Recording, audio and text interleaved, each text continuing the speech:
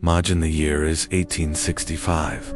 The setting is a prestigious London medical practice. A well-bred woman, let's call her Lady Eleanor, visits her physician, detailing a common list of complaints: crippling anxiety, insomnia, nervous tension, and a frustrating irritability. The diagnosis: hysteria. The prescription: a private hands-on treatment administered weekly.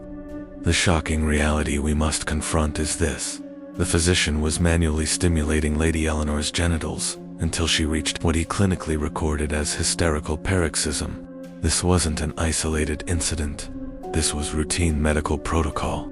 The truth is almost impossible to reconcile for decades. The medical establishment was literally inducing orgasms as a medical cure, without ever acknowledging the true nature of the act. The 2000-year authority to understand this colossal medical delusion. We must start at the beginning. The term hysteria meant uterus in Greek. From Hippocrates to Plato, the belief was that the womb was a frantic, separate creature, animal within an animal, that would wander through the body if it wasn't satisfied by conception. This ancient theory granted the male medical authority total, unquestionable control over the female body, establishing a precedent that survived 2,000 years of scientific advancement, even when the idea of ether expanding catch-all by the Victorian era.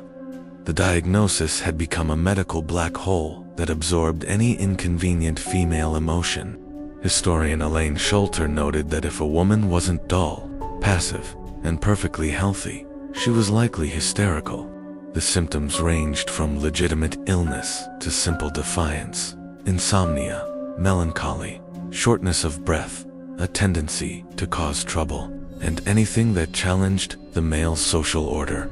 Thomas Sydenham's estimation that it afflicted 1/4 of all women cemented it as an epidemic of female discontent. We are talking about millions of women who, due to profound social and sexual repression, were given a single, powerful label by the system designed to control them. Act 2.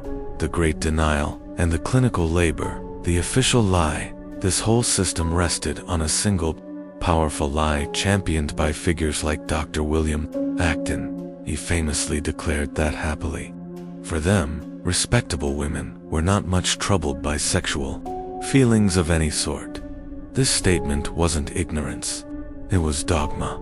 It was a deliberate, cultural erasure of female desire. If women couldn't feel desire, then the severe symptoms they presented, what we now call sexual frustration, must be an illness, a neurological or uterine dysfunction. This spectacular cognitive dissonance was the engine that powered the entire industry. The clinical protocol now. Let's zoom in on the treatment protocol itself. Physicians used perfumed oils and began the lengthy pelvic massage.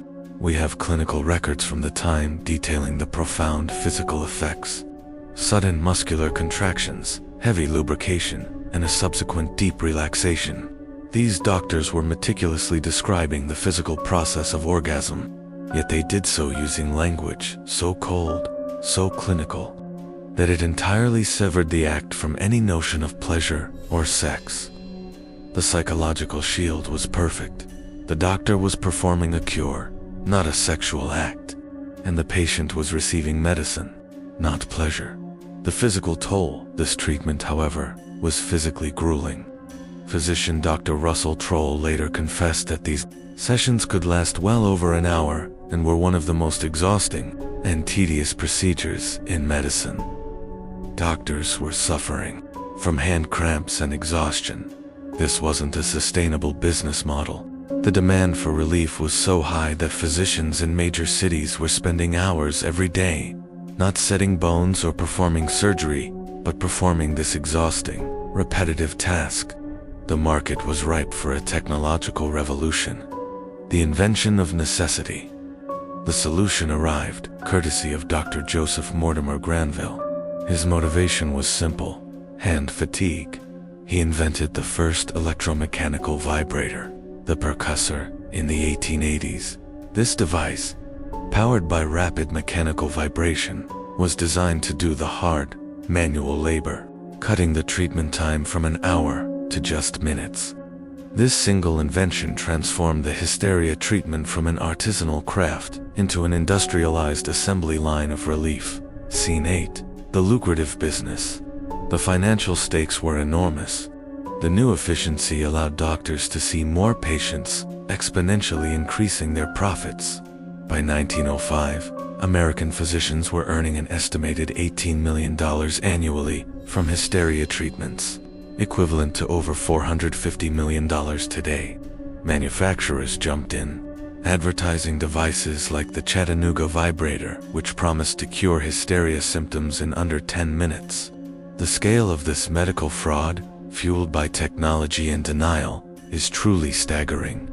This fake disease was a genuine goldmine for the medical profession. Scene 9. The home appliance, the vibrators move into the home, is perhaps the most surreal chapter.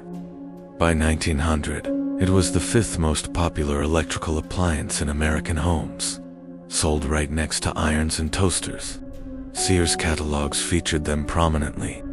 The advertising was a masterpiece of doublespeak, explicitly sensual but medically vague. Vibration is life. The secret of the ages has been unlocked. The woman using the machine in her parlor was still ostensibly treating a nervous ailment, but the power to achieve that paroxysm had been, silently and accidentally, put directly into her own hands. Act 4. The ultimate contradiction and the fall scene. 10. The hypocrisy of the era. This is where the hypocrisy becomes almost unbelievable. We look to figures like Dr. John Harvey Kellogg, the serial tycoon. Kellogg used vibrators extensively at his sanitarium to treat hysteria, yet he was simultaneously a ferocious moral crusader, labeling masturbation a dangerous vice. The stunning contradiction. Kellogg provided mechanical stimulation as a cure, while waging war on any form of self-pleasure. Doctors were providing hours of climax to their patients, yet they insisted their own wives were sexless creatures. Historian Rachel Maines notes the profound irony. The doctors, convinced they were curing disease, were delivering the only sexual satisfaction many women ever received. Scene 11. The darker side of denial, the medical refusal to acknowledge female sexuality had truly horrifying consequences. It justified the barbaric practice of clitoridectomy, surgical removal of the clitoris to cure masturbation. Figures like Isaac Baker Brown, president of the London Medical Society, were surgically removing the clitorises of young girls. He was eventually censured, not for the horror of the surgery, but for operating without proper permission. The willingness to commit such irreversible violence, while simultaneously prescribing sexual relief, shows the terrifying extent of the gender bias and moral chaos embedded in Victorian medicine. Scene 12. The arrival of Freud and the tipping point. Why? Why? The decline of hysteria was a slow, multifaceted process. Sigmund Freud was a key disruptor. Although his theories were deeply flawed, he made a crucial step.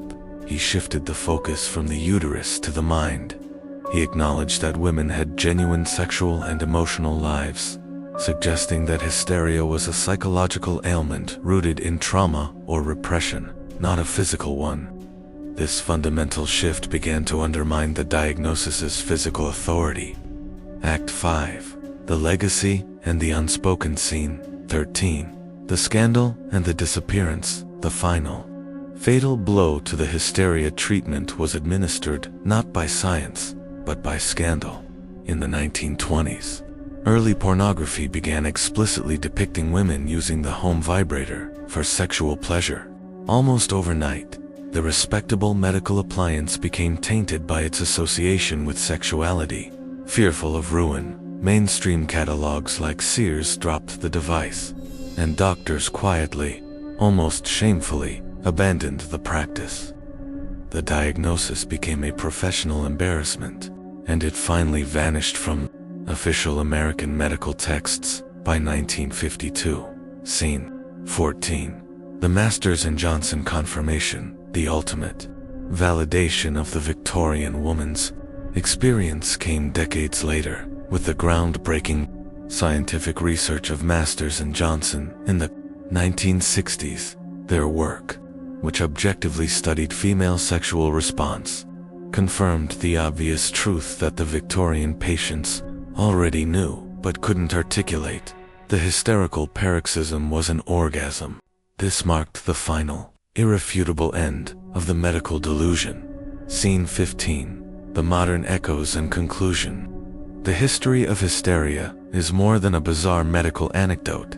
It's a powerful lesson in cultural blindness. It reveals how easily a society's deep-seated prejudices can completely warp scientific methodology. For centuries, the medical establishment dismissed women's health complaints, labeling them as emotional or hysterical. The label has simply shifted forms. So, the next time someone dismisses a woman's pain or experience as all in her head, remember this: for 75 years, the most respected doctors in the Western world were so blinded by denial that they unintentionally invented one of the most popular pleasure devices on Earth, all while treating a disease that didn't exist. Millions of women underwent this ritual for decades. This wasn't a footnote. This was reality. Final challenge to the audience: this incredible story forces us to ask, what prejudices exist in medicine today that we are completely blind to? What truth are we collectively denying right now? What element of this history shocks you the most? The massive profits, the deep-seated hypocrisy, or the fact that it took an entire century to acknowledge the simplest truth about the human body? Let me know in the comments. Don't forget to like, subscribe, and share this story so this fascinating history is never forgotten.